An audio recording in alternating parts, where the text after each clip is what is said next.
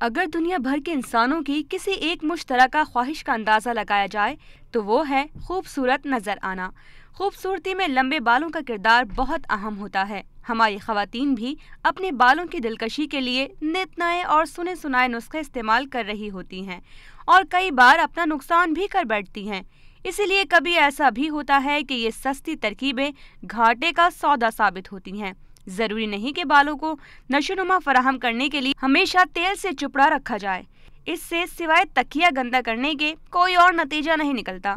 इसलिए ज़रूरी है कि दूसरों के आजमाए हुए नुस्खों पर अमल करने से पहले एक बार ज़रूर सोच लिया जाए। जहां सर के बालों के लिए लाख जतन किए जाते हैं, वहीं अगर चेहरे पर बाल उग आए तो शर्म के मारे चेहरा छुपाना मुश्किल हो जाता है और यूं यही बाल व बाल जान बन जाया करते हैं।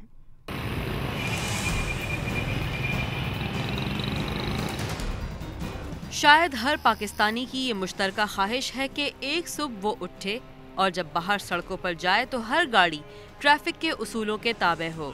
जैसे ही सुर्ख बत्ती जले ट्रैफिक रुक जाए, पीली बत्ती जलने पर सब तैयार हो जाएं और हरी बत्ती जलने पर सब भागे नहीं बल्कि मोहतात अंदाज में गाड़ी चलाएं।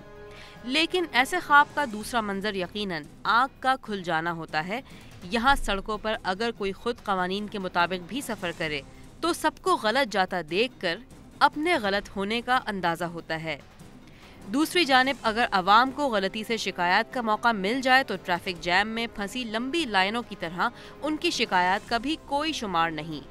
बस वालों की तो बस क्या ही बात है, लेकिन मनचले नौजवानों का पुरखतर रास्तों पर मोटरसाइकिलें लहराना भी बहुत से हादसात का सबब बनता है। नौजवान हैं, इनको अपनी ज़िंदगी प्यारी होनी चाहिए। इनके माँ बाप को पता नहीं होता है, वो बाइक तो दिला देते हैं लेकिन ये इतनी तेज़ चलाते हैं स्पीड से और अपनी जान से भी खेलते हैं। ये बस में चढ़ाते ताकि बहुत इज्जत करेंगे और जब बस से उतारना होगा तो आपको ऐसे ही फेंक के चले जाएंगे। एक तरह से वो पढ़े लिखे भी नहीं होते और कुछ उन्हें थोड़ी सी ट्रेनिंग होनी चाहिए कि जब वो कंडक्टर बनते हैं कि किस तरह से बिहेव करना चाहिए, थोड़ा सा सिखाना चाहिए ताकि एक इंसल्टिंग उनका रवैया ना हो। गौरतलब बात यह है कि यही लोग जब बैरून मुल्क जाते हैं तो कवानीन की पाबंदी करते हैं, लेकिन अपने मुल्क में आकर जैसे काबू से बाहर ही हो जाते हैं और यूं न सिर्फ अपने लिए बल्कि दूसरों के लिए भी तकलीफ का बायस बनते हैं।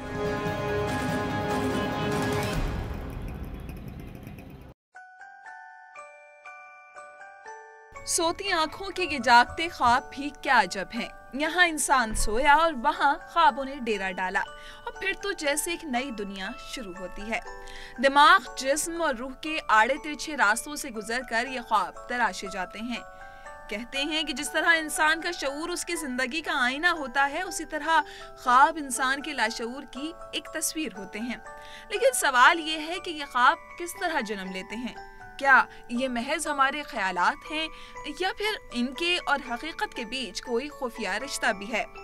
मगर अक्सर औकात ये ख्वाब हमारे जिस्म की कारस्तानी भी होते हैं। कभी खराब हाजमा और कभी ज़रूरत से ज़्यादा सोचो विचार करना हमारे जहन को थका देता है और फिर अगर हम सो भी जाएं तो हमारा दिमाग मुसलसल जागता रहता है। भाई चाहे कुछ भी हो, लेकिन ख्वाब देखना ज़रूरी भी है। क्या मालूम कौन सा ख्वाब हमारे लिए कामयाबी की ताबीर ले आए। वो काम बताएं जो होता ना हो, वो शख्स बताएं जो मानता ना हो, वो अमल बताएं जो कटता ना हो। आमिल बाबा बंगाली के पास जिंदगी भी मौत भी सिर्फ 24 घंटे में गारंटी के साथ। जी हाँ, बस इन 2 सतरी इश्तिहारात का नज़र से गुजरना होता है और हज़ारों अफराद कम अक्ली और लाइल्मी के इस रास्ते पर अपनी मंजिल ढूंढने निकल जाते हैं। किसी को बे औलादी इन आमिलों के पास ले जाती है तो कहीं कारोबार में बंदिश का वहम जादू टोने का बायस बनता है। किसी को दिया जाता है कब्र में मटका दफन करने का मशवरा तो किसी की परेशानी का इलाज पुतले में सुइयां गाड़ कर बताया जाता है।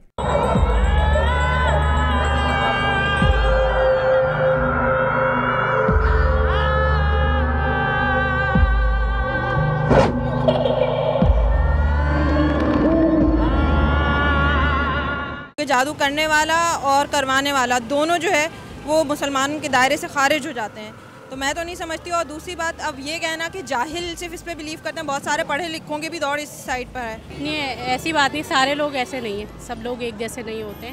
ہوتا ہے کہ کبھی کوئی پریشانی ہوتی ہے تو میری موم بھی گئی ہیں ان کے پاس، لیکن کوئی فرق نہیں پڑا. یہ جادو ٹونا سب بیکار چیزیں ہیں. نماز روزے پہ اپنا ایمان رکھیں.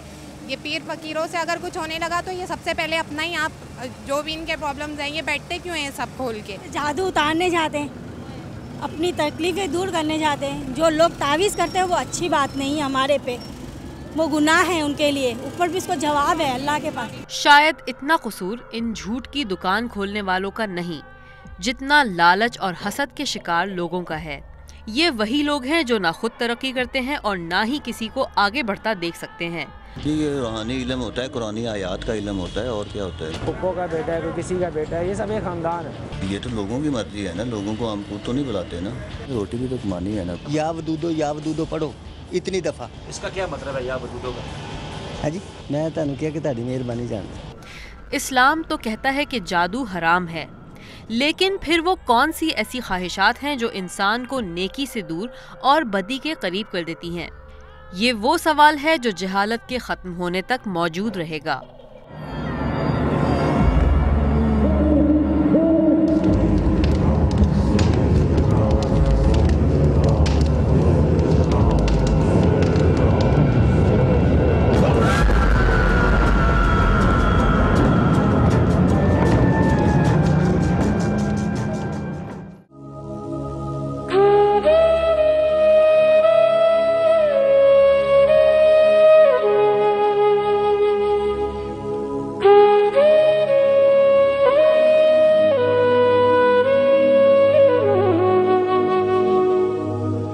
ہیرا، سلوہ، بختابر اور عبداللہ، اور ان 4 بچوں کی ماں نیلم مجتبیٰ مانسہرہ سے مایوس ہو کر کراچی آ گئی.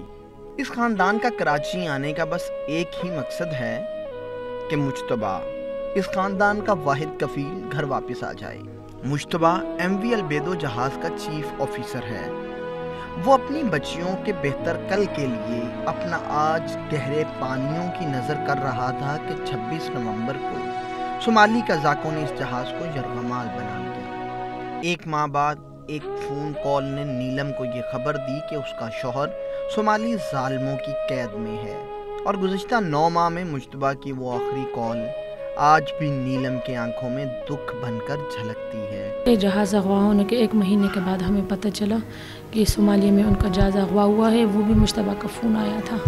بس مجھ سے 1 منٹ ہی بات ہو سکی، اور 1 منٹ بس یہی بات ہو سکی کہ ہمارا جہاز یہاں ان لوگوں نے کھڑا کیا ہے اور بس ہم یہاں پہ اب قید ہو گئے ہیں. بس اتنی بات ہو گئی تو پھر فون بند ہو گئے، اور ابھی یہ 9 مہینے ہو گئے کہ میرا ان سے کوئی رابطہ نہیں ہے. مجتبیٰ کے ہاں خدا نے چاند سا بیٹا دیا، لیکن اس کی قسمت میں تو آج کل آسمان کا چاند بھی نہیں. صومالی قزاقوں کے قیدیوں کی قسمت میں تو بس تاریکی بچتی ہے، نہ روشنی نہ امید. نہیں کسی سے نہیں. سب کو ہم نے کانٹیکٹ کیا، درخواستیں بھیجی، ای میل بھیجی، لیکن کسی نے ہمیں تعاون نہیں کیا. صومالیہ میں کی تھی. پاپا یاد آتی ہیں؟ جی بہت یاد آتی ہے. میں یہاں گورنر صاحب سے ملنے کے لیے آئی ہوں، اور پورے پاکستان اور گورنر صاحب ہماری مدد کرے، اور پورے پاکستانی عوام اور جن لوگوں نے وسیع انکل کی مدد کی ہے اسی طرح ہماری بھی مدد کرے. کپتان سلیم جاوید 40 سال کے جہاز رانی کے تجربے کا انعام، بے رخی، عدم توجہی اور بیچارگی. صومالی قزاقوں کی قید میں MV البیدو جہاز کے کپتان سلیم جاوید کی قید پر حکومت خاموش تماشائی بنی ہوئی ہے. ایسا تماشائی جس کو ہار جیت سے کوئی مطلب نہیں، بس وقت کٹی کا بہانا چاہیے. پوری رات ہم لوگ جاگتے ہیں، خیال آ جاتا ہے تو نیند اڑ جاتی ہے. فون کی گھنٹی بجتی ہے تو دل دہل جاتے ہیں کہ پتہ نہیں کیا خبر ہے کیا نہیں. کسی وقت وہ کچھ کہہ دیتے ہیں، کبھی فون کر کے مجھے کہہ دیتے ہیں کہ ہم نے ایک دفعہ انہوں نے یہ بھی مجھے کہا کہ جی وہ تو ہم نے مار دیا ہم کو. کپتان کی اہلیہ شہناز جاوید دکھ و الم کی تصویر بنے، صبر کی چادر اوڑے. گزشتہ 1 سال سے تقریباً ہر در کھٹکھٹا چکی ہے، لیکن جواب صرف ایک، اور وہ صاف جواب. میری بیٹیاں دونوں بہت اٹیچڈ ہیں اپنے باپ سے، بہت زیادہ. ان کی بہت فرینڈلی ریلیشن شپ ایک باپ کے ساتھ ہے، تو بہت مینٹلی اپسیٹ ہے، بہت زیادہ. ایکچولی مجھے اپنے دکھ سے زیادہ تکلیف ان کو دیکھ کے ہوتی ہے کہ ان کا جو دکھ ہے نا وہ ان کی اداس آنکھیں اور ان کی جو پریشان چہرے اور ہر وقت وہ مجھے بہت تکلیف دیتی ہے۔ کیپٹن سلیم جاوید کی اہلیہ در در کی خاک چھان کر تھک گئی ہیں اور ہیرا سلوا اور بختاور کا سکول چھوٹ گیا تو نیلم ماں باپ سے ہزاروں میل دور چلی آئی۔ مقصد صرف ایک، صومالی قزاقوں سے پاکستانیوں کی رہائی۔